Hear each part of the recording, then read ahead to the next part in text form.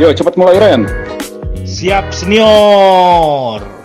Selamat datang teman-teman sekalian, berjumpa lagi dalam Otentik, obrolan tentang ekonomi dan politik yang diselenggarakan oleh Sigmapi, Policy Research and Data Analysis, sebuah lembaga riset yang fokus pada isu-isu seputar ekonomi dan politik. Nah, pada hari ini edisi khusus kemerdekaan, Sigmapi dengan otentiknya berusaha menghadirkan satu diskusi yang bertemakan pandemi menghantam, ekonomi tertekan, tetap merdeka. Jadi pembahasan terkait dengan pandemi, ekonomi, dan momen kemerdekaan akan menjadi tema kita pada hari ini.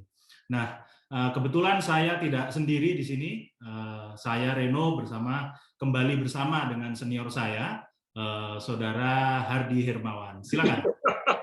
Formal banget sih Reno nih. Oke, jadi teman-teman otentik semua, ini gambar background sebelah kita itu menggambarkan 76 tahun kemerdekaan. Jadi yang di belakang saya itu situasi atau suasana yang terjadi mungkin sekitar tahun 45 hingga 49 ketika perang kemerdekaan terjadi di Indonesia. Di belakang Reno itu sudah banyak gedung-gedung mewah dan canggih dan megah sekali dan menggambarkan sejauh itu mungkin perkembangan yang sudah terjadi di Indonesia. Dari negara yang porak-poranda karena perang, menjadi negara yang kemudian tumbuh membangun. Itu sudah terjadi selama 26 tahun. Belakangan kita terkena pandemi. Setelah sebelumnya sebetulnya kita sudah mengalami berbagai macam persoalan di negeri ini. Dari tahun 45 sampai 49 kita mengalami perang kemerdekaan. Setelah itu pemberontakan banyak sekali. RI, ya kan? Terus apa lagi? DI, TII, Permesta, RMS. Betul.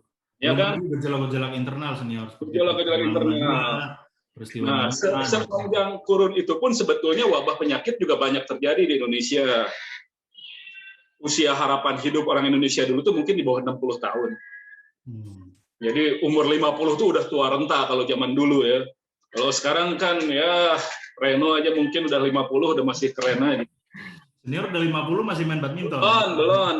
Belum 50. Tapi yang jelas ada perkembangan yang luar biasa di negeri ini selama kurun kemerdekaan, dan itu memang menjadi semacam tanggung jawab kita untuk terus mengembangkan itu menjadi jauh lebih baik. Belakangan ada pandemi sejak 2020 ya kalau di kita ya. 3 Maret 2020.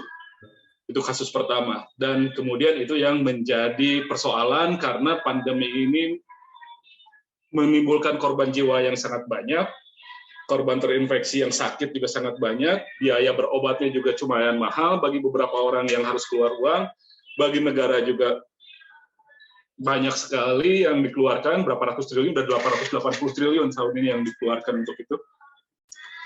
Ekonomi tertekan, kan kurang lebih begitu ya Ren? Yes, jadi memang pandemi ini tantangannya sangat berat ya, karena kita menghadapi dua persoalan sekaligus nih senior.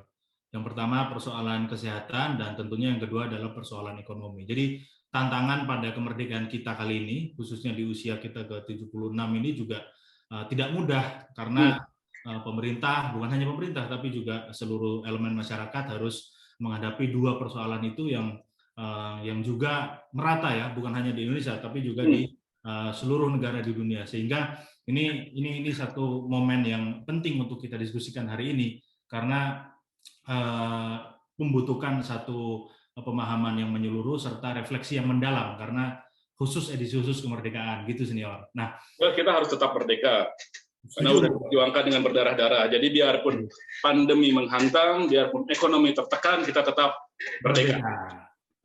Siapa narasumber kita? Nah, hari ini karena edisi khusus kemerdekaan, kita juga akan menghadirkan narasumber yang khusus juga senior. Ini seorang senior juga, lama berkecimpung di dunia perbankan, dunia manajemen risiko, serta kebetulan Bapak ini juga menyelesaikan pendidikan doktoralnya di NU Australia. Mungkin daripada lama-lama kita langsung hadirkan aja di sini. Oke, kita panggil Dr. Jerry Marmen. Host, produser tapi kan, wis keren sekali. Gambar Bung Karno dan Bung Hatta membacakan proklamasi itu tepat 76 tahun yang lalu. Apa kabar Bang Jerry? Baik, selamat sore. Assalamualaikum warahmatullahi wabarakatuh. Waalaikumsalam. Merdeka. Merdeka. Tangan kiri apa tangan kanan tuh yang di kepala? kanan. Kiri-kirinya lagi masalah nih karena COVID. Bang Jerry ini pakar manajemen risiko. Dia biasanya akan selalu memperhitungkan situasi-situasi yang terburuk yang kita alami dan bagaimana itu bisa mengendalikan dan mengelolanya. Sekarang ini kebetulan kita dihadapkan pada dua situasi yang sangat buruk. Secara kesehatan karena dampak pandemi dan secara ekonomi karena pandemi itu juga membuat perekonomian terhenti dan kemudian tertekan. Gimana, Ren? Nah, jadi memang fenomena di berbagai belahan dunia, Pak Jerry, itu memang COVID ini terjadi bergelombang. Jadi tidak selesai pada satu gelombang pertama, ada negara yang 2 gelombang, 3 gelombang, bahkan 4 gelombang misalnya seperti di Korea Selatan. Artinya ancaman COVID ini, karena kita juga memberikan judul pandemi menghantam, itu hantamannya bukan cuma sekali, jadi bisa berkali-kali. Nah, menjadi menarik kemudian pertanyaan pertama dari kami kepada Pak Jerry adalah sebetulnya apa sih yang paling berbahaya dari pandemi ini, Pak Jerry? Jadi kalau saya melihat bahwa yang paling berbahaya adalah bagaimana kita tidak memiliki mindset bahwa persoalan kan sebenarnya ada terus ya. Persoalan itu selalu dihadapi oleh kita dalam sejarah kita juga itu pasti terjadi. Jadi mindset kita adalah bagaimana kita memiliki kemampuan untuk membangun knowledge ya, membangun knowledge untuk setiap ada krisis, setiap ada potensi risiko kita bisa menghadapi. Nah, ini yang paling penting. Nah, soal pandemi ini kan padahal kita sebenarnya sudah banyak berhipotesis. Sebenarnya dari segi perspektif risiko ini kita harus membangun pengetahuan untuk sesuatu yang tidak kita ketahui. Jadi risk management itu the knowledge of unknown. Ya, jadi kita tahu bahwa kita tidak tahu. Itu dulu yang pertama. Jangan sampai kita tahu ya kita sok tahu gitu loh, atau kita nggak tahu bahwa kita nggak tahu. Itu yang terpenting. Jadi the knowledge of unknown itu adalah the principle of risk management, the philosophy of risk management. Jadi yang paling berbahaya adalah kalau kita tidak punya mindset yang siap untuk menghadapi situasi yang terburuk ini. Ya, jadi ini kita harus jangan tekabur bahwa ini ada situasi yang uncertain. Selain itu dia juga kompleks dan selain itu dia ambiguity. Nah, kita harus mempunyai pengetahuan tentang ketidaktahuan. Itu yang menjadi filosofi dari risk. Nanti kita uraikan lebih lanjut nanti. Nah, problemnya kita udah begitu belum? Nah, kita saat ini merasa seolah-olah kita sebenarnya kita tidak tahu bahwa kita ini tidak tahu, kan gitu kita nggak sadar. Bahaya dong. Nah, ini yang harus terjadi perubahan ya, menurut saya ya secara menyeluruh ya, kita jangan terlalu kabur terlebih dahulu, tetapi kita coba ya nanti menyusun ya pengetahuan ya tentang situasi yang kita tidak tahu ini. Nah, ini kan sebenarnya dikatakan oleh Aristoteles, Plato, dan Socrates ya, bahwa yang terpenting adalah kita tahu bahwa kita tidak tahu atau kita tahu bahwa kita tahu, kan gitu.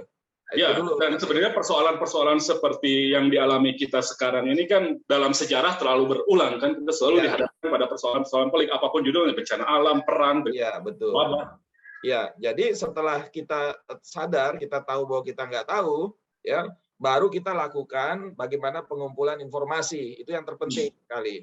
Jadi kita bekerja berdasarkan evidence ya, jangan sumir berdasarkan klaim, pengalaman dan lain sebagainya, tetapi kita harus melakukan pendekatan yang evidence based. Nah, kita kumpulkan semua, kita kembangkan knowledge management dan big data. Nah, ini prinsip dari risk management, bahwa risk itu adalah intelligence. Risk adalah intelligence, baik melalui fungsinya, ya pengumpulan big data, juga surveillance. Nah, ini yang harus kita perkuat. Ya, jadi big data kita itu harus, misalnya saya mau ketemu Pak Hardi nih, besok atau nanti sore dengan Reno. Saya nggak tahu Reno ini habis ketemu siapa. Kalau misalnya ada big data bahwa Reno ini scoring risk-nya adalah 5, saya bilang, Ren, kita ini aja ya, kita Zoom, kan gitu kan. Nah, kalau saya mau mampir ke sebuah restoran, saya nggak tahu restoran itu tingkat risikonya berapa, siapa yang mengunjungi restoran itu saya juga nggak tahu. Padahal itu kan bisa dibangun dengan membangun big data ke depan untuk kita siap menghadapi risk. Jadi yang pertama itu bahwa yang paling berbahaya dalam situasi ini adalah sebenarnya diri kita sendiri. Iya. Kalau mindset kita tidak siap, itu risikonya tinggi. Kalau kita tidak punya pengetahuan apapun dan merasa tahu bahwa kita ini bisa mengatasinya, padahal sebetulnya tidak, itu juga risikonya betul. besar. Nah, karena begini risiko bahwa COVID ini kan bisa saja setiap orang kena. Kalaupun setiap orang kena, nanti juga tergantung mindset, ya kan, bahwa ini tidak segalanya. Nah, mindset itu adalah bahwa ini kena flu berat, sehingga dia bisa menyembuhkan. Kalau mindsetnya bahwa ini sudah sesuatu penyakit yang kacau dan lain sebagainya, akhirnya kalau nanti mindsetnya merasa begitu terpapar itu artinya sekarat, ya udah. Ya, nanti dia kena sitokin kan, psikosomatik, bisa kacau semua nanti. Kan? Jadi informasi itu yang paling luar biasa di sini. Ya, jadi ini adalah cogito ergo sum. Kita berpikir, maka ada sakitnya atau ada matinya atau ada sembuhnya tergantung dari kita, kan gitu. Oke. Gimana, Ren?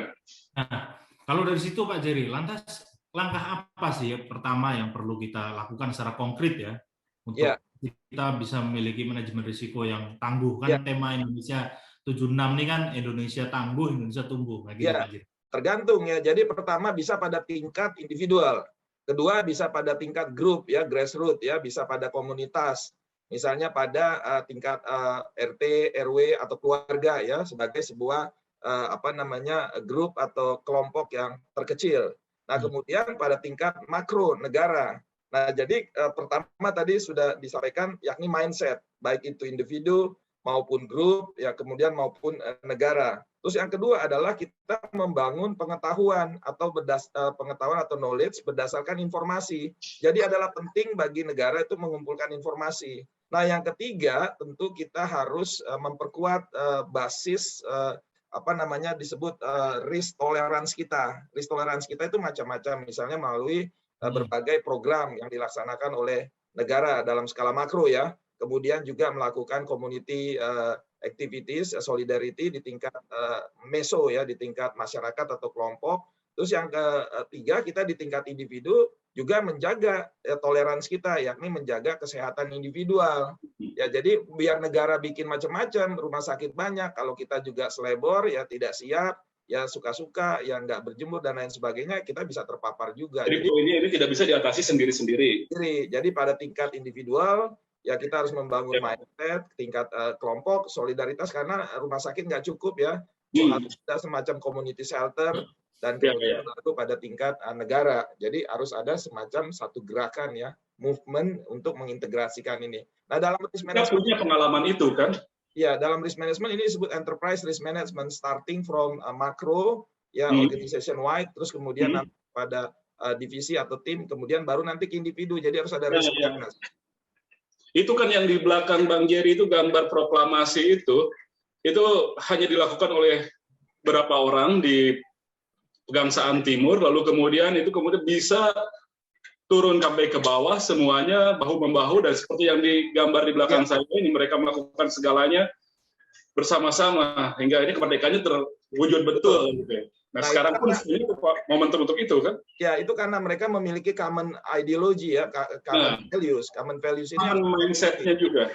Iya, common values ini ya yang perlu setelah kita punya mindset, common values atau common platform ya, begitu nanti menjadi praksis aktivitas atau kegiatan harus kita bangun bersama. Dan proses ini juga harus jangan kita terjebak pada ego ya, ego sektoral atau ego kelompok atau silo lah, kalau dalam risk management disebut silo. Ini mengapa muncul silo-silo ini? Karena budayanya budaya to have, not to be.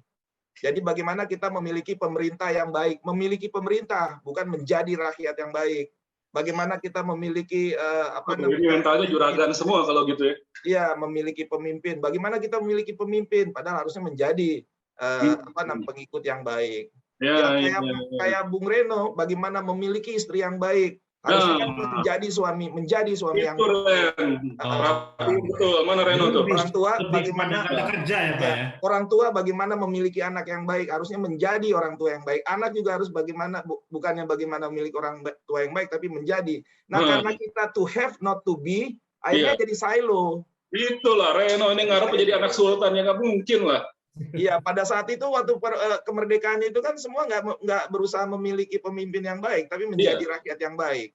Kemudian pemimpinnya tidak berusaha memiliki rakyat yang baik, tapi menjadi pemimpin yang baik. Akhirnya Belanda. Iya.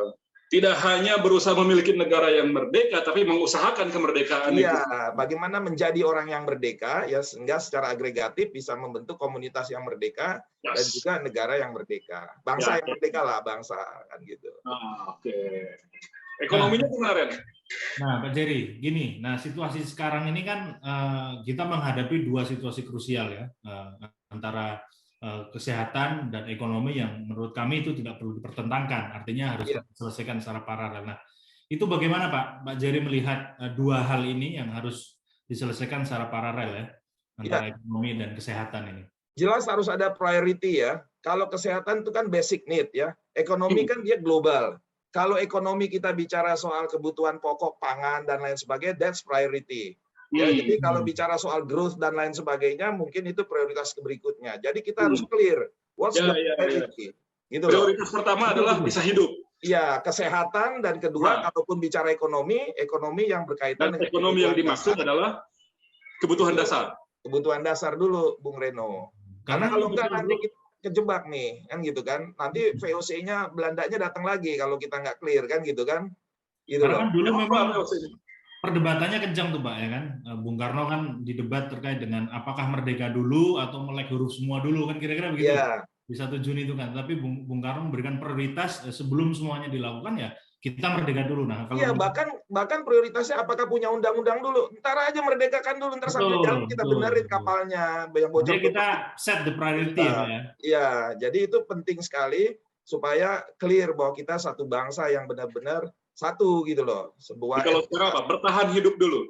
Iya, jadi kalau misalnya ekonomi itu kan relatif ya, umum dan banyak, bicara misalnya naik kapal terbang dan lain sebagainya, tapi kan sebenarnya ujung-ujungnya orang kan nanti mati juga kan, tetapi substansi dasarnya apakah bisa sharing food bersama, pemerataan itu penting, merasakan bersama dan lain sebagainya. Jadi prioritas kita kembali ke cita-cita kemerdekaan kita, bukan mau punya kapal terbang kita. Otoritas kita sudah begitu belum, Bang? Kenapa? Otoritas kita sudah berlaku begitu belum? Nah, harusnya begitu, harus ditingkatkan. Mungkin lupa lah, biasa kan, siapapun bisa lupa, tapi harus ditingkatkan kembali. Gitu kan. Jadi kadang-kadang kan dari segala macam kebijakan yang mereka buat selama 17 bulan kita apakah sudah terlihat bahwa prioritasnya itu sesuai dengan yang memang harus prioritas? Sekali tadi. Jadi kelihatannya belum memiliki pengetahuan bahwa kita tidak tahu, kan begitu kan. Nah, jadi dalam situasi seperti ini kalau tidak tahu kan kita harus sedikit defensif sedikit, jangan terlalu aktif, mencoba mengembangkan sana, mengembangkan sini. Kita ambil dari start ini, di depan mata banyak orang yang terbunuh kan karena COVID ini. Nah, kemudian kita encourage mereka untuk proses penyembuhannya. Banyak orang gara-gara COVID ini dari segi ekonomi terlantar pekerjaannya dan lain sebagainya. Kita dekati itu. Nah, mereka-mereka yang sudah di middle up ya atau di atas itu kan sebenarnya bisa mengatasi dirinya sendiri kan gitu kan. Dan jadi kita harus ada priority, harus ada pemihakan lah. Jadi ini yang perlu. Tetapi di dalam setiap peristiwa yang krisis selalu ada pihak mendapatkan keuntungan. Kalau kita nonton Naga Bonar kan tetap aja tuh ada yang opportunity kan gitu. Di dalam setiap revolusi segala sesuatu value menjadi terbalik kan gitu kan. Nah, itu nanti bisa aja ya seolah-olah ini padahal ada bisnis di belakangnya dan lain sebagainya. Kita harus mitigasi lah kan gitu kan. Ya. Jangan diabaikan kalau itu ada ya. Kan biasa ada yang nakal di pasukan kan gitu kan, ada yang cari lumayan nih logistik bisa ini ya biasa lah itu. Jadi kita hadapi juga dewasa kan gitu. Ya karena dulu proklamasi 17 Agustus kan juga banyak di-challenge kan, ada terjadi proklamasi di banyak daerah juga kan Pak. Betul. Ini bukan barang baru nih. Tetapi kan kita melihatnya dalam perspektif yang lebih luas bahwa spiritnya sama, ingin memerdekakan. Tinggal dihimpun, diagregasi. Proklamasi 17 Agustus itu yang paling otentik. Iya. Yang lain itu juga spiritnya bagus, diagregasikan aja menjadi satu common platform kan gitu kan. Jadi mungkin ada yang juga punya yang ada sedikit melenceng-melenceng ya kita gabungkan aja lah. Itu kan proses kritis. Nah, gitu. Tapi yang jelas itu tadi ya, kesehatan. Ya, harus ada jelas prioritinya. Keselamatan rakyat itu yang paling utama. Ya. Sehat dulu, bisa bertahan hidup dulu. Betul. Dan ekonomi yang dimaksud itu adalah ekonomi kebutuhan dasar untuk menunjang mereka bisa hidup. Ya, dalam situasi yang ini kita harus bertahan pada kebutuhan pokok, ya basic need. Ya. Gimana, Ren? Nah, artinya prioritinya sudah clear ya Pak Jerry. Nah, pertanyaan selanjutnya kemudian muncul ya, apakah dengan situasi yang seperti sekarang ini, misalnya nanti diprioritaskan betul-betul pada sektor kesehatan, nah, ekonomi kan juga perlu mendapat satu langkah yang strategis juga. Nah, apakah akan bertahan nih Pak ekonomi kita, khususnya untuk masyarakat ekonomi bawah ya? Karena kan ketika kesehatan ya harus ada sebagian pengetatan dan seterusnya. Ya, itu bagaimana Pak? Saya rasa tetap akan bertahan ya, walaupun situasinya berat, itu pasti bertahan, mau nggak mau akan bertahan, dan dia akan secara natural akan mencari jalannya sendiri. Ya, apalagi kita bagian dari Homo sapiens ya, itu sejarah kita beradjust ya, adaptasi terhadap lingkungan pasti bisa lah. Ya, seburuk-buruknya situasi kita bisa makan akar-akar yang ada di belakang rumah dan lain sebagainya. Jadi nggak usah khawatir. Tetapi pemerintah tuh harus jelas bahwa ini persoalannya sudah begini, ya kita harus memprioritaskan pada hal-hal yang basic gitu loh. Nah, nanti ini menjadi pelajaran. Ya kan yang namanya Jerman juga pernah hancur kala perang ya. Oh iya, Jepang juga ya. Bisa Jepang juga, Korea juga. Jadi nggak usah khawatir yang seperti itu, jangan grogi. Ya, rakyat kita mampu beradaptasi ya. Kita nih bagian dari Homo sapiens ya. Badannya lebih kecil dari Neanderthal, dari Cro-Magnon, tapi mampu beradaptasi. Dan juga orang Indonesia juga gitu. Jadi Indonesia ada tradisi untuk bertahan dari krisis. Ya. Indonesia ini punya tradisi mengecewakan kaum pesimis. Betul. Jadi lokal kan kita pernah tuh Pak di Bandung Lautan Api itu kan juga sama toh. Iya. Bangun dari nol kira-kira kan begitu, sudah hancur rumah, baru habis itu ekonomi bergeliat lagi, membangun lagi, rakyat bersatu lagi. Iya, jadi pemerintah harus jelas menghadapi hantaman begini sebetulnya. Iya.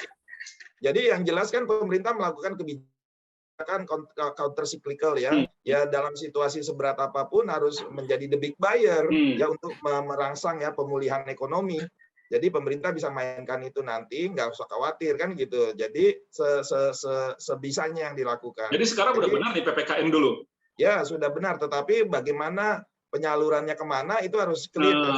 Jadi gelar perkaranya harus jelas, duitnya kemana, kita harus bicarakanlah secara terbuka. Bansos yang disiapkan seberapa besar, seberapa cukup, seberapa tepat sasaran, itu yang harus terus diperbaiki kan. Dari total APBN kita kemana yang buat katakanlah masyarakat menengah ke bawah, dan berapa yang menengah ke atas dari sisi ekonomi ya, maupun dari segi sektor. Ya. Tapi kalau misalnya yang di atas macet, lalu kemudian mereka bermasalah secara finansial, sektor keuangan terganggu, kan bisa memberi dampak lebih besar lagi juga, Bang. Itu gimana? Nggak ada ngaruh. Kalau menurut saya, ini to be honest ya. Siapa yang berteori begitu, mengatakan begitu? Nggak ada. Itu kan karena percaya pada trickle down effect teori. Kan gitu kan. Buktinya berapa persen yang ini. Ini kan sering terjadi ya, ketika nelayan itu berdua antara pemilik perahu dengan si Pandega itu, dia hasilnya bagi dua. Begitu dikasih motor tempel dengan tambahan biaya motor tempel berapa, itu menjadi 80%. Begitu jadi troll, dia cuma jadi pegawai. Tambah investasi troll itu marginal contribution-nya kan tidak sebanding dengan bagaimana marginal contribution dari pegawai. Nah, seringkali ya berpikir tentang yang besar, berpikir tentang yang modern itu, sehingga sedemikian rupa kita salah prioritas atau bias. This is risk loh.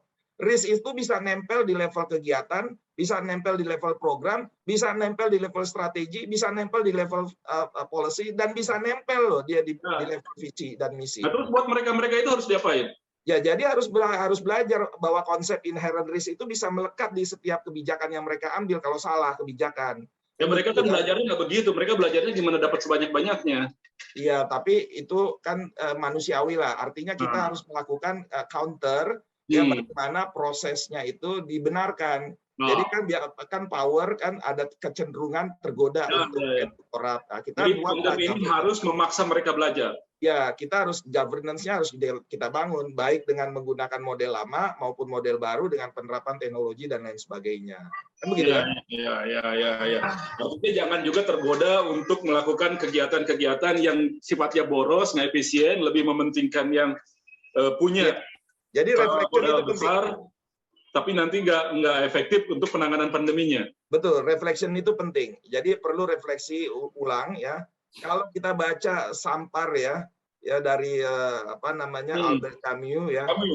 Itu ada yang Albert Camus itu menceritakan bahwa ada yang waduh ini gimana nih? Yang nggak ini karena cobaan dari Tuhan. Ya karena dia tidak mampu menjelaskan dia bilang ini cobaan dari Tuhan. Ada bayi mati, ya ini kehendak Tuhan. Itu kan salah satu mindset yang sedemikian rupa ya kisera-sera whatever will be lah cari. Nah, tapi ada yang sedemikian rupa mencoba ya, sedemikian rupa optimis ya, mencari tahu ya mengapa atau paling tidak kalau tidak tahu mencari tahu mengapa ini datang ya, kita harus siap-siap ya baik secara individu, secara grup, kelompok maupun secara nasional.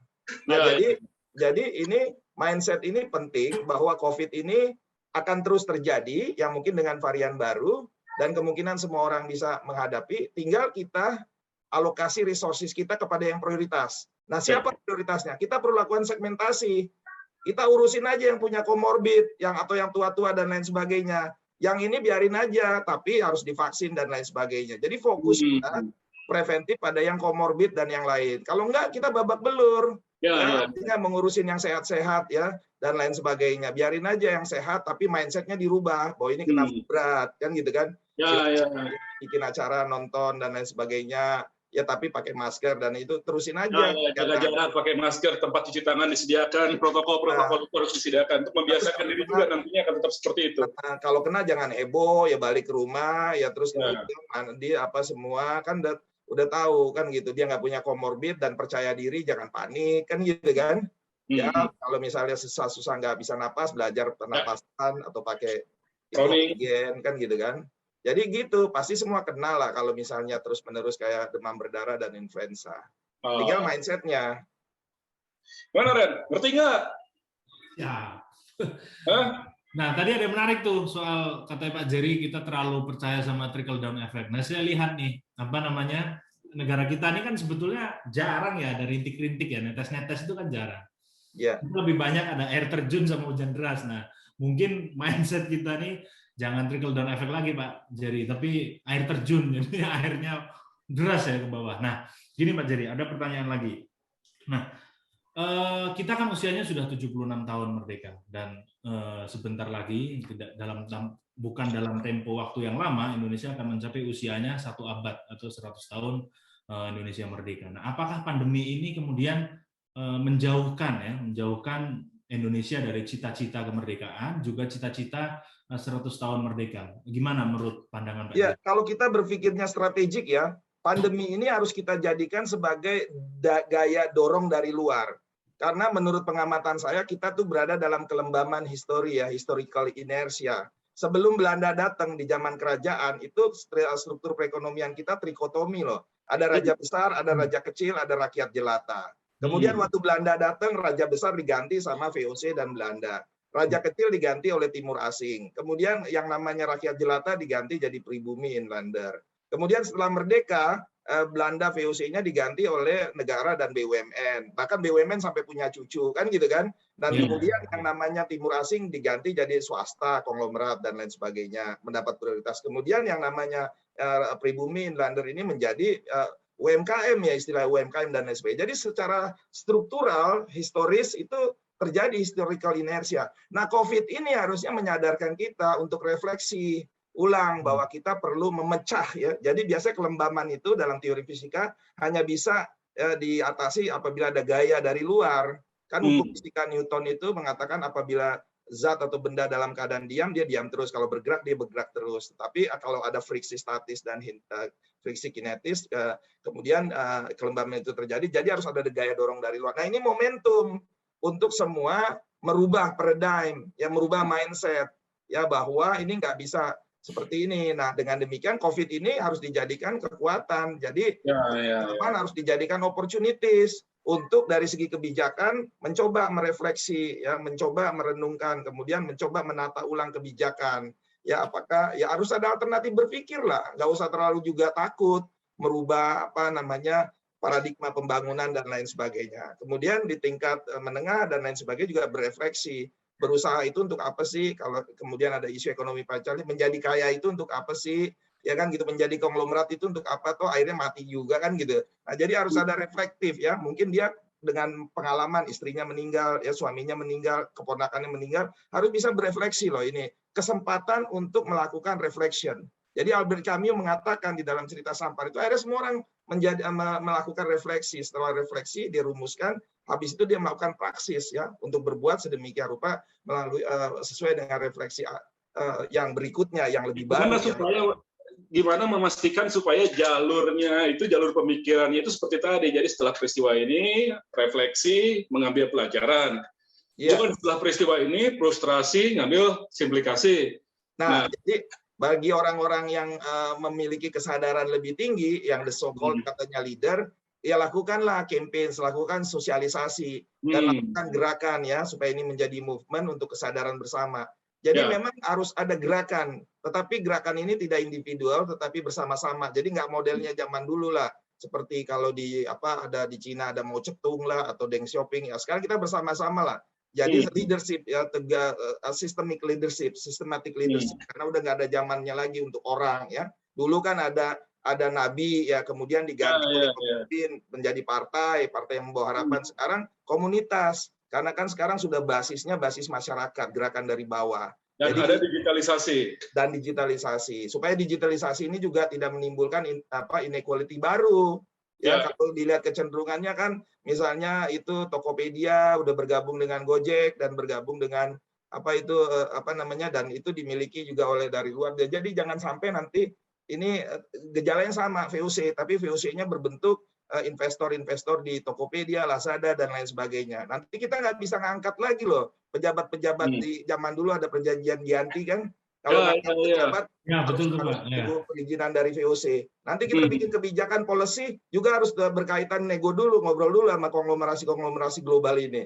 Itu yang terjadi. Kita udah ngalamin sejarah-sejarah bahwa Raja Jawa ngangkat karasiden nggak bisa, harus tunggu izin dari VOC. Kan itu yang harus dijajahnya sama bukan sama negara loh, sama company. Nanti juga dijajahnya oleh konglomerasi digital yang mulai masuk ke Indonesia. Be careful. Ya. Jadi apa yang harus disiapkan? Nah, itu kemerdekaan loh. Itu bicara kemerdekaan. Itu makanya apa yang harus kita siapkan supaya pandemi ini justru bisa menjadi momentum penguatan bagi kita untuk bisa lebih mempercepat pencapaian cita-cita itu. Ya. Ini sudah mindset.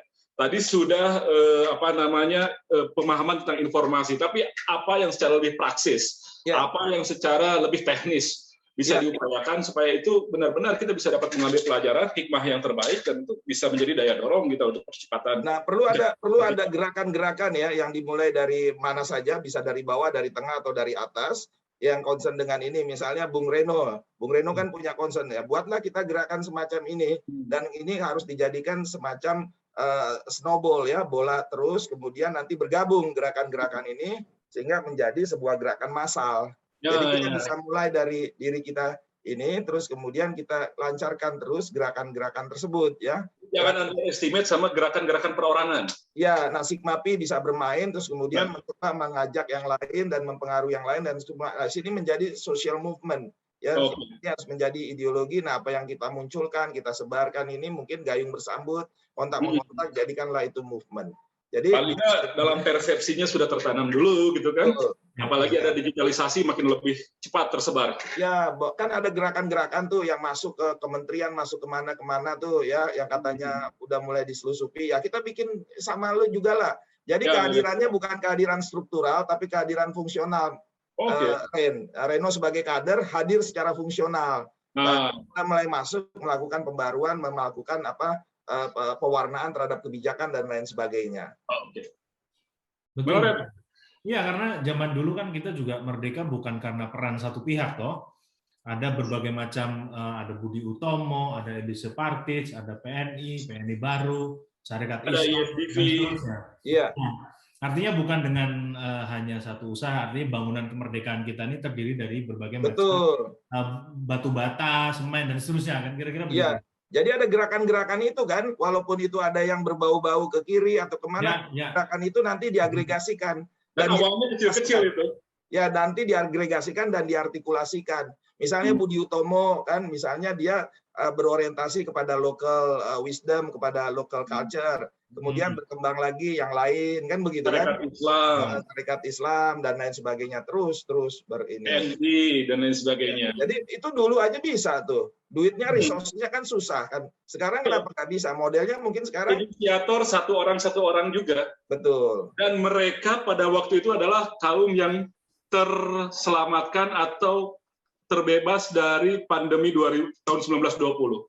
1918 ya. 1918 sampai 1920. Yang di Indonesia juga sebetulnya membawa korban cukup banyak juga ternyata. Ya, waktu itu Bung Karno umurnya kan masih 17-an tahun, tapi Cokro kan pasti udah senior kan. Cokro udah senior.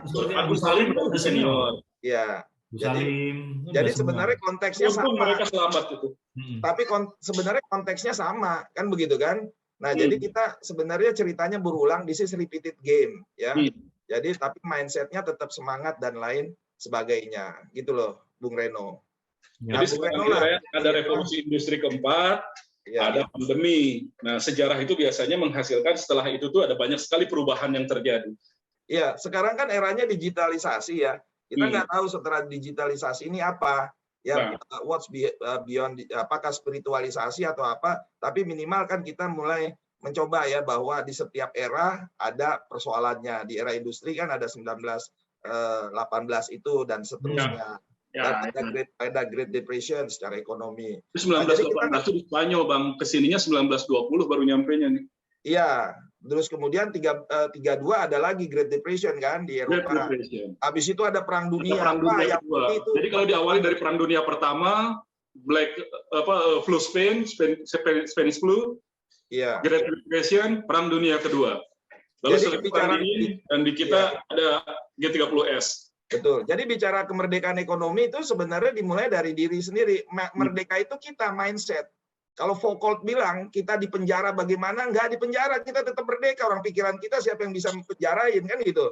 Foucault bilang gitu. Jadi nggak ada itu istilah ditindas, nggak ada tuh istilah kalah sama COVID. Kita tetap merdeka. Walaupun mungkin ada yang mati, ada yang apa, tapi sebagai sebuah sistem tetap merdeka. Jangan kalah dulu, kalau nggak nanti udah pusing, nggak ada solusi. Ya. Jadi itu yang pertama. Jadi itu nggak ada yang memenjarakan kita. Tinggal kita lihat setelah itu baru kita bisa bereaksi terhadap situasi-situasi fisik ya yang di hadapan kita. Ya misalnya ada jeruji, jeruji itu harus kita selesaikan. Baik melalui negosiasi maupun melalui jalan keras bila perlu kan gitu. Jadi kombinasi lah. Jalan dulu kan ada kekerasan sedikit banyak sah jika memang itu diperlukan. Iya, kan dulu ada politik kooperasi, ada politik juga anti non kooperasi. Betul. Nah, dulu itu kan itu juga terkait dengan momentum ya Pak. Ini mungkin terakhir karena dulu itu kan kita merdeka juga di tengah momentum yang tepat di saat Belanda sudah dihajar kebetulan ya kan dengan Jepang, kemudian kalah, lalu di tengah momentum itu kita memberanikan diri untuk menyatakan proklamasi. Nah, pidato Pak Jokowi di tahun lalu kan juga terkait dengan membajak situasi krisis agar kita bisa mengejar ketertinggalan. Lantas dari situ saya ingin bertanya ke Pak Jerry, mungkin tadi juga sudah disebutkan, tetapi penegasan saja spirit apa dari kemerdekaan ya yang dapat kita teladani saat ini, terutama bagaimana peran negara, peran warga, korporasi dan seterusnya. Begitu Pak. Ya. Yang pertama ya jelas tadi mindset ya. Yang mindset itu kan boleh dikatakan sebagai sesuatu yang dipengaruhi juga oleh value ya, oleh ideologi ya. Kita udah punya ya values itu. Jadi setiap momentum perubahan itu 3 kuncinya. Yang pertama adalah ada value ya, ada nilai. Dan yang kedua itu pasti ada yang namanya organisasi yang baik. Jadi kita harus mengorganisir ya, harus menjadi bola salju yang menjadi membesar dan lain sebagainya, tapi terkoordinasi, persoalan pertentangan nggak ada masalah ya, itu biasa dinamika. Dan yang ketiga momentum. Nah, menurut saya momentum saat ini ada. Ya, jadi gini 3 ini, momentum udah ada. Ya, ideologi kita udah punya. Ya, tinggal bagaimana kita mengorganisir, bagaimana kita membangun solidaritas bersama. Ini yang yang harus sedemikian rupa dibangun, bukan hanya di pemerintahan, tapi juga di kemudian legislatif, di politik dan lain sebagainya. Jadi harus ada prioritas strategi pemerintah sekarang untuk membangun komunikasi. Oke. Khusus ditugaskan orang yang membangun komunikasi. Kan nggak ada susah ya, orang sama-sama. Kalau misalnya sama si A berbeda, cari saudara saya yang saudaranya dia, pasti bisa lah. Ya kan gitu kan, bisa pasti ada lah. Nah, melalui jalur budaya kita bisa berkomunikasi menghilangkan ini. Misalnya saya berbeda politik sama Bung Reno, totally 180 derajat. Saya cari saudara saya, pasti ada yang saudaranya istrinya Reno. Pasti ketemu, kita bisa ngobrol, kan gitu kan? Dan ini harus irisan, Pak, namanya. Irisan. Ya, dan ini harus spesial dibuat sebagai bagian dari strategi, karena ini mengganggu. Nah, kita sama-sama tahu lah, mengganggu pemerintah loh ini. Kan gitu kan? Nah, tetapi strategi communication ini kelihatan belum menjadi perhatian. Gitu. Tapi kan ini kan tugasnya KSP sebenarnya, kalau dibaca bahwa komunikasi politik presiden di Perpresnya itu adalah tugas dari KSP, kan gitu kan? Itu kalau dulu saya sudah lotbang gitu ya. Itu ada di Perpresnya tuh, komunikasi menyelesaikan masalah-masalah strategis, komunikasi strategis politis presiden juga di sana. Yes. Nah, itu saya tahu persis karena saya membahas itu di Kemenpan. Gitu. Oke, jadi banyak hal Ren yang bisa dipelajari. Coba apa aja tadi? Tadi mindset, tentu saja, value, lalu terakhir terkait dengan momentum dan organisasi. Momentumnya Bang Jerry ini agak-agak mirip Agim juga, jadi mulai dari diri sendiri, gitu ya, mulai dari sekarang. Gitu. Terus tadi apa lagi? Not to have but to be, Ren. Itu bagus jadi status tuh, Ren. Not to have but to be, kan gitu kan? But to be. Ya, jangan cuma memikirkan ingin memiliki, tapi ingin menjadi. Iya, bukan memiliki istri yang baik, tetapi menjadi suami yang baik. Rusaknya dunia ini karena kita semangatnya memiliki, bukan menjadi. I see. Nah, itu ditulis juga sama Eric Fromm tuh di Art of Love, ya. Eric Fromm dari Eric Fromm ya. Eric Fromm, ya kan. Eric Fromm itu seorang filosof, ya. Seorang filosof dan penyair. Ya, dan dia menulis not to have but to be. Saya translate itu di dalam praktek risk governance karena ada silo-silo dalam penerapan risk dan dalam governance. Jadi saya terjemahkan Eric Fromm menjadi bagian dari mindset, value, priority, antisipasi, dan kerja bareng menyamakan keinginan bersama supaya itu bisa terartikulasi dalam sebuah cita-cita bersama. Jadi kan dulu ada Undang-Undang Keormasan nomor 8 ya, itu kan bicara agregasi, kemudian diartikulasikan kan gitu. Ya tentu saja tidak sekuno dahulu yang harus pakai asas tunggal dan lain sebagainya. Ya, nggak perlu. Sekarang kita masing-masing bekerja pada rel masing-masing dan berusaha menyingkirkan kepentingan-kepentingan sempit. Iya. Udah ada digital lagi sekarang kan? Udah digital pula. Kita bikin grup WA. Karena kita nggak ada habis-habisnya, no limit. Karena begini, begitu tembok aku dan kau dihilangkan, akan timbul tembok baru, kami dan mereka. Kan begitu kan? Jangan berpretensi membuat semua menjadi sama, homogen. Nggak bakal. Begitu aku dan kau hilang, yang muncul adalah kami dan mereka. Baru lagi. Kami dan mereka hilang, muncul semuanya lagi. Sah-sah saja kalau bisa saling berkompetisi, ada rivalitas dan lain sebagainya. Yang penting itu tadi. Betul. Jangan mendasarkan pada kepentingan yang sempit dan picik dan curang. Itu aja. Kita carilah. Ya. Belajar dari proklamasi kan Bung Karno dan Bung Hatta kan juga bukan dua pribadi yang berbeda. Takdir juga beda kan gitu. Iya, ada Sudirman, ada Amir Syarifuddin, ada banyak sekali, ada Sahrir, ada Agus Salim. Tidak semuanya satu spektrum. Bergerak pada tujuan yang sama. Tetap kita harus mempelajari kelemahan-kelemahan di zaman itu juga, kan gitu kan. Jangan adalah yang sampai kita hukum mati kan gitu di sini. Jadi kelemahan kita itu dari dulu itu emang baperan. Iya, gitu. Nah, itu zaman bersiap senior, zaman bergerak. Ya, cukup zaman bergerak dikit-dikit ini pengkhianat tembak. Nah, itu yang mungkin harus kita kurangi. Oke, thank you Bang Jerry. Ya, sangat inspiratif, sangat bermanfaat. Mudah-mudahan ini bisa tersebar ke semua orang sebanyak-banyaknya, memunculkan semangat bersama, memunculkan mindset yang positif dalam menghadapi situasi yang penuh kemelut seperti sekarang. Thank you Bang Jerry. Merdeka. Gimana Ren? Merdeka. Makasih Pak Jerry. Yo, thank you. Udah closing belum lo? Closing. Baik teman-teman, demikian diskusi kita tadi, bukan diskusi, lebih cocoknya obrolan, karena judulnya obrolan kan. Obrolan kita, saya dan Senior Hardy dengan Pak Jerry, terkait dengan pandemi menghantam, ekonomi tertekan, tetapi tetap merdeka, kira-kira begitu. Jadi demikian saja, agar tidak berpanjang-panjang, karena edisi khusus kemerdekaan, agar lebih fokus. Sampai jumpa lagi di episode otentik selanjutnya, stay tune. Dan jangan lupa disebar, kalau Anda suka, diapresiasi, dan jangan lupa kalau ada sesuatu yang tidak setuju maupun setuju, bisa di komen. Terima kasih semua. Tadi Reno, saya Hardy pamit. Sampai jumpa. Merdeka. Merdeka.